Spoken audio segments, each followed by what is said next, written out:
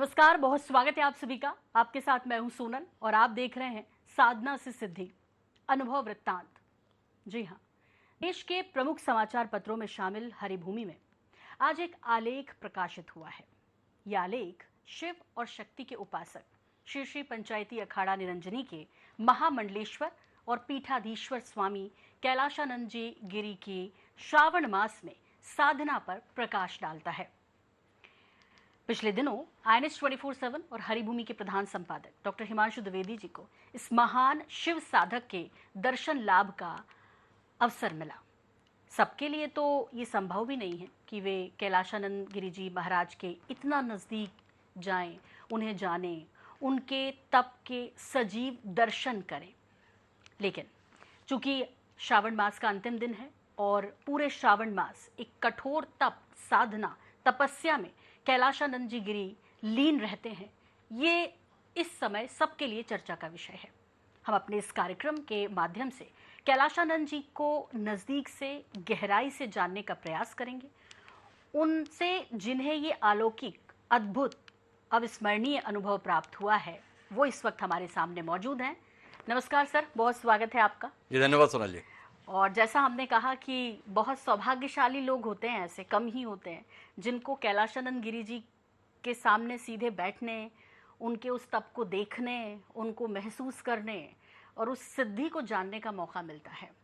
तो आप तो अपने जीवन में आपने कई यात्राएं की हैं, निरंतर आप करते भी हैं। आपको ऐसा क्या लगा कि आप ये आलेख लिखने पर मजबूर हुए या आपको प्रेरणा मिली? ठीक है, इसकी वजह ये कि संतों से मिलने का अनुभव तो कई बार हुआ और सभी विलक्षण ही रहे और उनकी साधना भी चर्चाओं का विषय रही है। अगर हम छत्तीसगढ़ की बात करें तो अमरकंटक में बाबा कल्याण दास जी हैं, उनकी साधना को लेकर भी तमाम किस्से हैं, उनसे भी सानिध्य का अवसर प्राप्त हुआ। ग्वालियर चंबल इलाका जहाँ से मैं आता हूँ, वहाँ पे रावतपुरा सरकार रविशंकर जी महाराज हैं, पर वो जो धाम है वो रावतपुरा धाम है, उन्हें रावतपुरा सरकार कह के संबोधित करते हैं। तो उनकी भी अद्भुत साधना रही है, उनकी भी अद्भुत मान्यता रही है। पर इनके संदर्भ में किस्से कहानियाँ हैं, उनकी साधना का प्रत्यक्ष दृश्य होने का अनुभव नहीं रहा है, पर उन्होंने अपने अपने समय पर साधना की है और जिस तरीके का उनका आभा मंडल है उससे उस साधना की प्रामाणिकता भी महसूस होती है। पौराणिक कथाओं के अंतर्गत भी हमने साधना को लेकर, तप को लेकर तमाम किस्से कहानियाँ पढ़ी हैं। हमारे ग्रंथ भरे पड़े हैं, ध्रुव की, प्रहलाद की, नचिकेता की और भी तमाम लोगों के। ये तो सात्विक लोग हैं, कुछ तामसिक प्रवृत्ति के लोग हैं, उनकी भी साधना के संदर्भ में, खासतौर पर शिव के प्रति भक्ति के संदर्भ में कई पौराणिक कथाएं हैं। पर वो जो कथाएं थी वो या तो सतयुग के संदर्भ में थी, त्रेता युग के संदर्भ में थी, द्वापर के संदर्भ में थी। कलयुग के संदर्भ में कहा गया कि मनुष्य का सामर्थ्य इतना नहीं रह जाता कि वो इस प्रकार का तप कर सके। अपवाद स्वरूप हठयोगी हैं जो अपने शरीर को अभ्यास के साथ इतना साध लेते हैं कि कठिन साधना कर पाते हैं।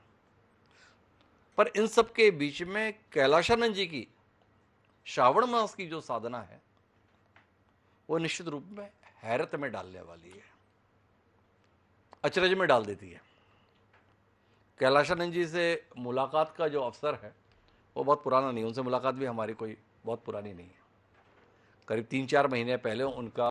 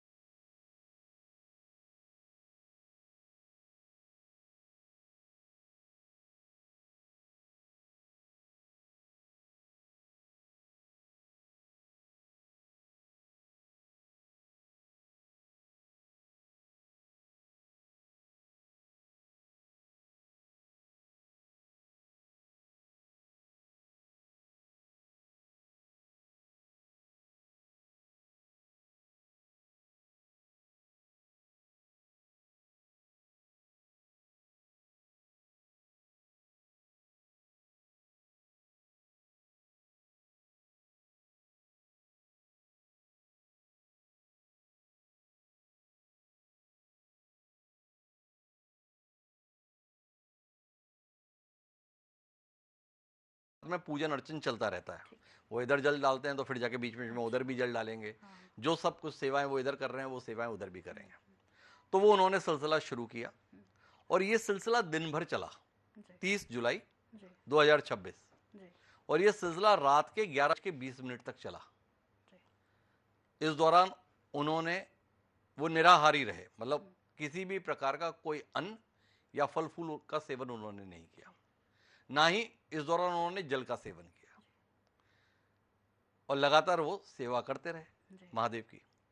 रात के 11:20 पर उन्होंने आसन छोड़ा, पैर अकड़ गए, लोगों ने सहायता की, उसके साथ निकल के वो वापस गंगा जी पे पहुंचे। आधा घंटा वो गंगा जी के बीच में रहे। वहाँ पर उन्होंने अपने जितनी भी प्रकार की अर्चना वगैरह है वो सारा काम किया, वापस लौट कर आए, वस्त्र वगैरह बदले, जो भी कार्य किए और तकरीबन 12:30 बजे वो वापस, मतलब 11:20 पर उठे हैं और तकरीबन 12:30 बजे वो फिर से महादेव के सामने हैं और फिर वैसे ही आसन जमा कर बैठ गए। अब ये सुबह तक चला। तो इस दौरान वो सोए भी नहीं, वो कुछ खा भी नहीं रहे। जल के तौर पर बताते हैं कि वो 1 अंजुली भर जल 20 ml मात्रा लगभग उन्होंने ग्रहण किया और फिर से उन्होंने वही शिव जी के अलग अलग भाव से पूजा करना शुरू किया। सुबह वो फिर से गंगा जी की तरफ जा रहे हैं, वैसे स्नान कर रहे हैं और 6 साढ़े 6 बजे आकर फिर से वो बैठ जा रहे हैं। अगर मतलब आप देखेंगे जो प्रत्यक्षदर्शी हैं, इस दौरान सैकड़ों हजारों प्रत्यक्षदर्शी आते हैं, श्रद्धालु आते हैं जो उनका दर्शन करते हैं, आते हैं जाते हैं, वो भाव रहित होकर अपनी पूजा में लगे रहते हैं। जो कुछ भी वो वहाँ पर चढ़ाते हैं उसको फिर जाके भक्तों के बीच में ही बांट देते हैं, श्रद्धालुओं के बीच में बांट देते हैं। ये सिलसिला चलता है। अब ये एक दिन की बात है तो अच्छी बात है, उन्होंने शरीर को साधा। लेकिन जो मैं बात बता रहा हूँ आपको, ये सिलसिला जो 30 जुलाई से शुरू हुआ, मैं वहाँ पर 16 अगस्त को था।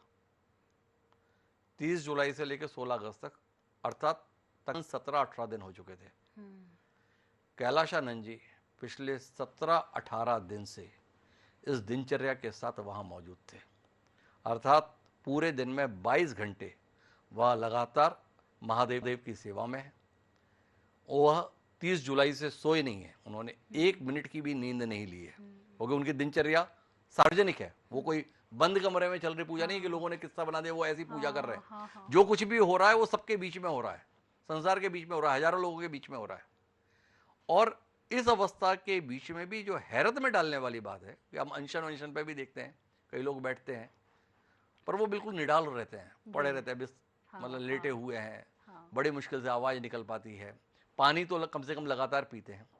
पर कैलाशानंद जी कुछ भी नहीं ले रहे हैं, लेकिन जिस ऊर्जा के साथ, जिस भाव के साथ, जिस शक्ति के साथ वो महादेव की पूजा अर्चना करते हैं, वो हैरत में डाल देते हैं। जब वो शिव जी को घी लगाते हैं तो पूरी ताकत के साथ लगाते हुए महसूस होते हैं, मतलब मुट्ठियां बांध के उससे घिसते हुए जब दिखते हैं तो रोमांच हो जाता है।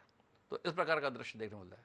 तो इतनी कठोर साधना, एक दिन की बात नहीं ना, पूरे 1 महीने तक वह इस तरीके से अपने शरीर को साध कर अपने इष्ट की स्तुति कर पा रहे हैं, ये हैरत में डालता है। आप कितनी देर वहाँ रुके सर? मतलब ये साधना कंटिन्यू आपने देखी, जैसे क्योंकि वो बैठे 22-23 घंटे, आप कितना पालती मार के वहाँ कितनी देर बैठ पाए? मैं वहाँ पर तकरीबन सुबह 10:30-11 बजे पहुँचा जी, और शाम 7 बजे तक रहा, मतलब 8 घंटे की करीब। उस दौरान मैं 2-3 बार उठा भी जी, चला भी, अलग अलग तरीके से। लेकिन कैलाशानंद जी अविचल थे और बस एक ही काम था उनका, महादेव की सेवा जी। तो ये हैरत में डालता है कि जो डॉक्टर्स कहते हैं कि भाई एक व्यक्ति को स्वस्थ रहने के लिए कम से कम 3 लीटर पानी पीना चाहिए प्रतिदिन। डायलिसिस जिसकी चल रही है उसको भी 1-1.5 लीटर पानी पीने के लिए बोला जाता है। वहाँ पे कैलाशानंद जी इसके विपरीत पूरे महीने में उनकी कुल पानी की मात्रा अगर पाएंगे तो 1 लीटर भी नहीं होगी। ये कैसे संभव है? चिकित्सकीय दृष्टिकोण से इसे कैसे स्वीकारा जा सकता है? लेकिन ये तो हो रहा है। तो कुल मिलाकर उन्होंने कुछ और सिद्ध किया हो या ना किया हो, अपने शरीर को इष्ट के संदर्भ में तो इतना सिद्ध कर ही दिया कि जिसके तहत वो ऐसे ही साधना कर पा रहे हैं। तो ये हैरत में डालता है। आप जब वहाँ बैठे हैं उनके सामने, तो आपने क्या इसमें महसूस किया कि वो, देखिए आपने खुद कहा एक तो कलयुग, तमाम भौतिक सुख सुविधाएं हमारे बीच, और उसमें वो रहते भी ऐसे हैं, मतलब भले वो तपस्वी हैं, भले वो संत हैं, लेकिन इन सब के बीच रहते हुए वो 22 घंटे एक जगह बैठना, ये आपको मतलब लगता है, मैं दो तीन मतलब चीजें कहूंगा सोनल जी। मतलब 22 घंटे वो एक बार बैठे तो स्वीकारा जा सकता है कि भाई एक दिन बैठ लिए, हाँ, 2 दिन बैठ लिए, 3 दिन बैठ लिया। हमारे बीच में भी कुछ लोग हैं जो बोलते हैं कि मैं 3 रात से सोया नहीं। पर कैलाशानंद जी, आज सावन मास की समाप्ति होने जा रही है। अभी जब हम ये कार्यक्रम कर रहे हैं, रात के 8 बजने को हैं, जैसी जानकारी है वहाँ के आधार पर शायद इस समय पर वो अपनी साधना को समाप्त कर रहे होंगे। 30 जुलाई से लेकर 28 अगस्त तक 30 दिन कैलाशानंद जी निराहार रहेगा। निराहार का आशय ये कि उन्होंने किसी भी रूप में किसी भी चीज का सेवन नहीं किया, भोजन के तौर पर जैसे हम कहते हैं, चाहे वो फल के रूप में, चाहे वो मेवे के रूप में हो, चाहे वो अन्न के रूप में, उसका सेवन नहीं किया है। जल के स्तर पर भी जो मात्रा है वो बमुश्किल 20 ml, 20 ml मतलब 1 कटोरी पानी या आधा कटोरी पानी आप मानेंगे, उतने के सेवन करने के साथ उन्होंने अपने आप को इस सेवा में लगाया हुआ है। ये कैसे संभव है बगैर ईश्वरीय कृपा के? तो कुल मिलाकर वह अपने आप को इस तरीके से साध पाए हैं, तो एक साधक के तौर पर उनकी श्रेष्ठता को सवाल के घेरे में नहीं लाया जा सकता। उससे उन्हें सिद्धि क्या प्राप्त हो रही है ये हमें नहीं पता। मतलब उनके पास में कोई अलौकिक शक्ति, किसी का भाग्य बदल देने की, किसी का जीवन बदल देने की, इसकी कोई जगह, पर जिसके प्रति उनका समर्पण है उसके लिए इतने मनोयोग के साथ वो अपने आप को समर्पित कर पा रहे हैं, यह अपने आप में अलौकिक है, यह अद्भुत है। ये बात मैं इसलिए कह रहा हूँ कि हम कोशिश करते हैं, श्रावण मास के दौरान अधिकांश लोग कोशिश करते हैं कि अपने इष्ट को प्रसन्न करने के लिए कोई ना कोई उपक्रम करें, जिसका जैसा सामर्थ्य होता है। जैसे कई लोग अपने घर में रुद्राभिषेक करते हैं, कई लोग शिव जी को बिल्वपत्र अर्पित करते हैं, कई लोग कांवड़ उठाते हैं। हमारे आसपास में बहुत हैं। हमारे यहाँ जैसे छत्तीसगढ़ में अगर बात करें तो कुलेश्वर महादेव पर जल चढ़ाने के लिए महानदी से पानी लेकर जाते हैं। आसपास में बात करें तो छत्तीसगढ़ से बड़ी संख्या में लोग जो है बैजनाथ धाम के लिए जाते हैं, सुल्तानपुर से जल उठाते हैं, सुल्तानगंज से, और वहाँ सुल्तानगंज से पानी उठाकर जो है बैजनाथ जी पर पानी चढ़ाते हैं। छतरपुर वगैरह में भी इसी प्रकार से होता है, नर्मदा के संदर्भ में होता है। तो लोग कांवड़ के माध्यम से करते हैं। उसमें कुछ डाक बम होते हैं। डाक बम क्या होते हैं कि जिन्होंने जल उठाया वो 24 घंटे के अंदर ही तकरीबन 100 किलोमीटर की दूरी तय करके वो जल अर्पित करते हैं। तो ये अपनी अपनी भाव के तहत है। सामान्य आदमी कहेगा कि ये कैसे संभव है, एक दिन में 100 किलोमीटर की दौड़ लगा के कैसे आप पहुंच सकते हैं? लेकिन एक बड़ी संख्या है जो बैजनाथ धाम के संदर्भ में डाक बम उन्हें बोलते हैं, वो करके दिखाते हैं। तो हम तो उसी पे अचरज में डूब जाते हैं कि इतना कर पाता है। वहां पर कैलाशानंद जी जो साधना कर रहे हैं, अपनी जानकारी में कम से कम मेरे कोई व्यक्ति ऐसा आज तक नहीं आया जिसको मैंने ऐसी कठोर साधना सफलतापूर्वक करते हुए पाया हो। तो कैलाशानंद जी की ऐसी साधना का साक्षी होना भी अपने आप में एक अलौकिक अनुभव है। मैं ये कल्पना करूं कि मैं ऐसी साधना कर पाऊंगा, ये कल्पना भी मेरी नहीं आती। लेकिन ये सौभाग्य है कि कोई व्यक्ति ऐसी साधना कर पा रहा है, हम उसे ऐसी साधना करते हुए देख पा रहे हैं। तो मुझे लगता है कि जिस भी व्यक्ति के मन में कहीं कौतूहल है या ईश्वर के प्रति कोई आस्था और आकांक्षा है, उसे एक बार इस साधना का साक्षी जरूर होना चाहिए कि व्यक्ति अगर चाहे तो कहां तक जा सकता है। मतलब कई बार लोग कहते हैं ना कि ये तो संभव ही नहीं है। पर कैलाशानंद जी की साधना असंभव को संभव होते हुए दिखाती है, ऐसा अनुभव कम से कम मुझे आया। जी। तो इसमें सबसे बड़ी शक्ति आपको लगता है एकाग्रता की रही होगी या अपनी इंद्रियों पर जो है नियंत्रण की रही होगी? आपने क्या महसूस किया वहां पर? नहीं, इंद्रियों पर नियंत्रण तो सामने ही है भाई। एक सामान्य व्यक्ति को 4 घंटे, 6 घंटे, 8 घंटे, 10 घंटे बाद तो कम से कम लघु शंका के लिए तो उठना ही पड़ेगा नित्य क्रिया के संदर्भ में। कैलाशानंद जी उसको साध पा रहे, तो ये इंद्रियों के संदर्भ में नियंत्रण ही है। नींद को जीत पा रहे हैं भाई। कोई व्यक्ति कितना ही मजबूत हो, पर नींद तो एक स्वाभाविक क्रिया है ना। हमारे नेत्र ये भी तो इंद्रिय है। तो उन्होंने इसको भी जीत लिया, तभी तो अपने आप को सोने से रोक पा रहे हैं। तो कुल मिला के इंद्रजीत तो वो है, ये तो सामने प्रमाणित है, उसमें संदेह की गुंजाइश कहाँ है। तो कुल मिलाकर ये अपने आप में एक अलौकिक अनुभव है। तो वो अलौकिक अनुभव ऐसा था जो 8 दिन 10 दिन बीत जाने के बाद भी मन से हट नहीं रहा था। तो इसलिए उसको शब्द दिए, शब्द दिए तो वो लेख के रूप में हरिभूमि में प्रकाशित हुआ। हाँ। वो शब्द जहन में है, तो इस साक्षात्कार में आपके माध्यम से व्यक्त हो रहा है। ये तस्वीरें चल रही हैं सर पीछे, और इसमें बार बार जो है हमारे सहयोगी एक नंदी दिखा रहे हैं, और काफ़ी जगह देखा भी है कि उनके नंदी दर्शनों के लिए आते हैं जब वो पूजा। वो भी एक स्वाभाविक क्रिया है, मुझे उसका साक्षी होने का मौका मिला, क्योंकि मैं जब बैठा हुआ था जी, उस समय पर भी 2-3 बार नंदी जी का आना हुआ। हाँ। अलग अलग। तो एक वातावरण है, और जो का मठ है उसके द्वार इस समय खुले रहते हैं पूरे समय, वो बंद नहीं होता। कोई भी व्यक्ति कभी भी आ सकता है, कभी भी जा सकता है। दूसरा, वहाँ पे अन्नपूर्णा रसोई चलती है, जिसको भी भोजन की चाह है तो वो 24/7 वो भोजन वहाँ पर चलता रहता है। तो बड़ी संख्या में लोग आते रहते हैं। तो जब व्यक्ति आ रहे हैं तो व्यक्ति के साथ में जानवर भी आ रहे हैं। तो उसमें वो नंदी आते हैं, साढ़ हैं, मतलब जैसे गौवंश के अंतर्गत जैसे हम कहते हैं, वो सामान्य भाव से आते हैं। कभी मन है तो 10 मिनट खड़ा है, कभी मन है तो आधा घंटा खड़ा है।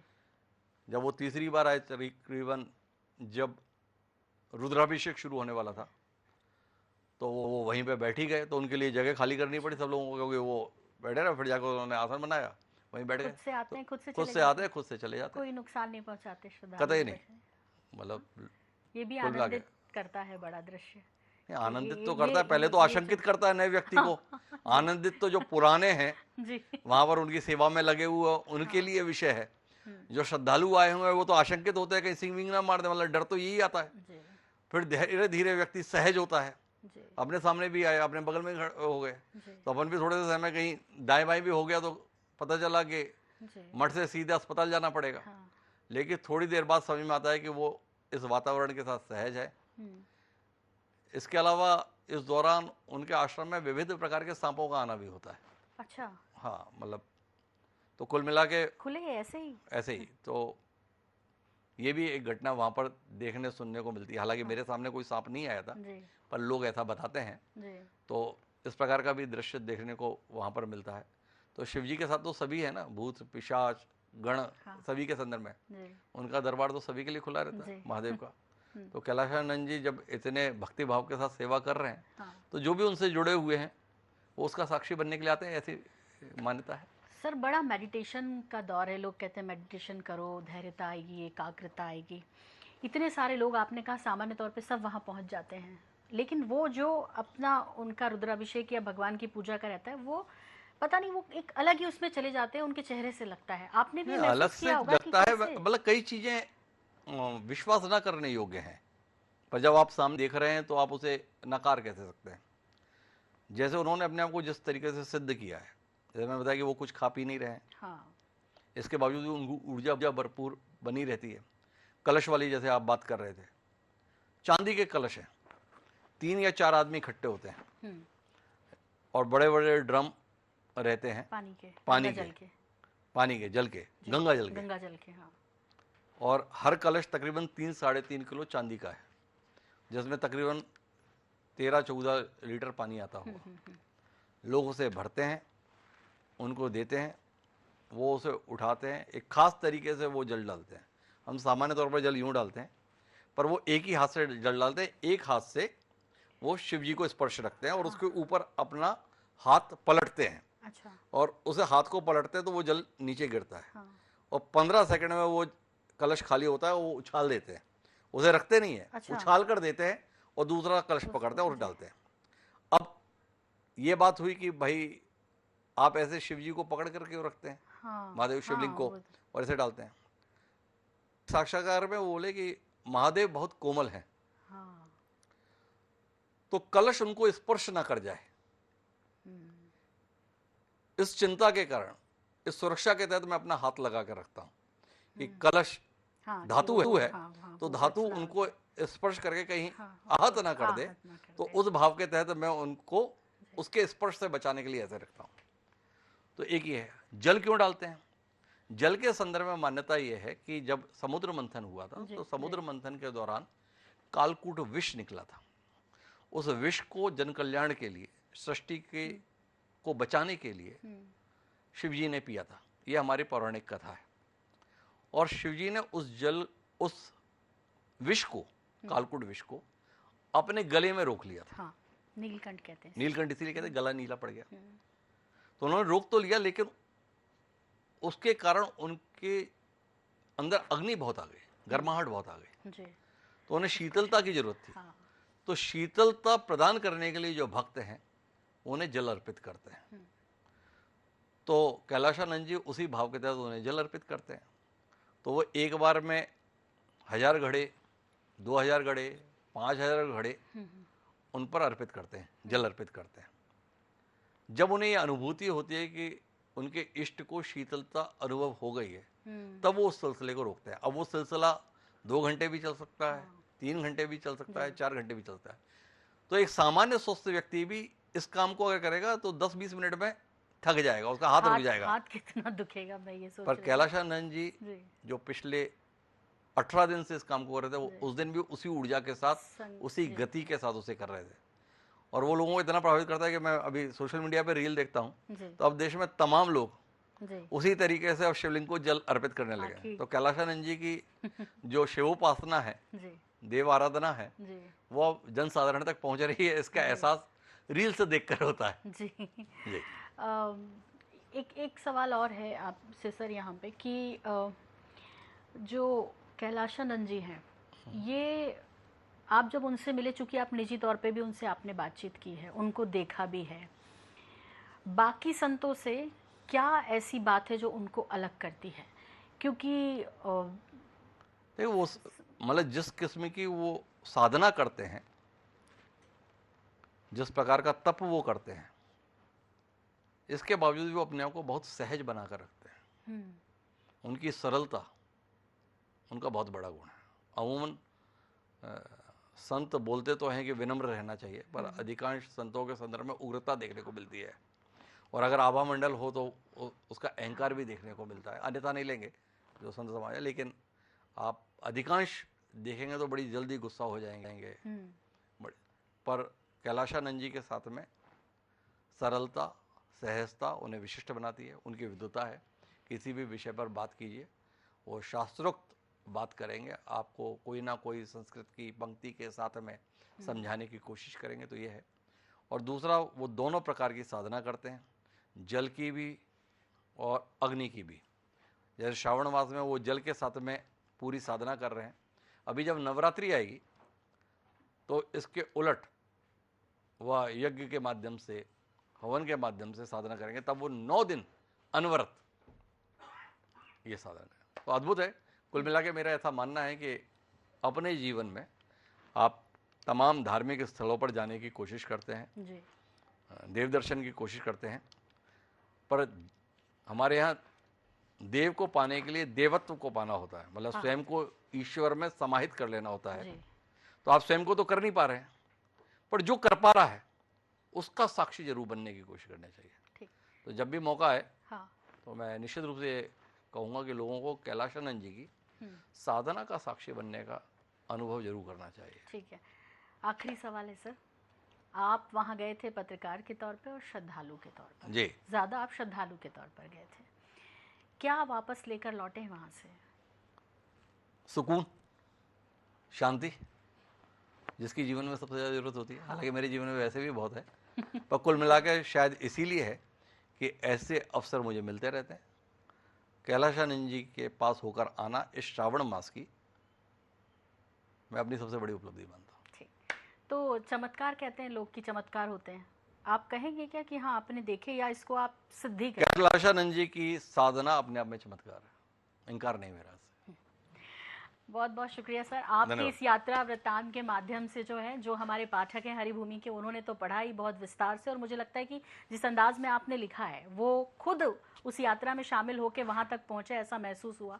जैसा कि आपकी विशेषता भी आपके शब्दों के माध्यम से, और इस पॉडकास्ट कार्यक्रम के माध्यम से हमने पूरी कोशिश की है कि आपको हम कैलाशानंद गिरी जी के समक्ष बहुत और अधिक नज़दीक लेकर जाएँ। तो सावन मास भी खत्म हुआ, शुभकामनाएं आपको भी और हमारे दर्शकों को भी। फिलहाल हमें दीजिए इजाजत, नमस्कार।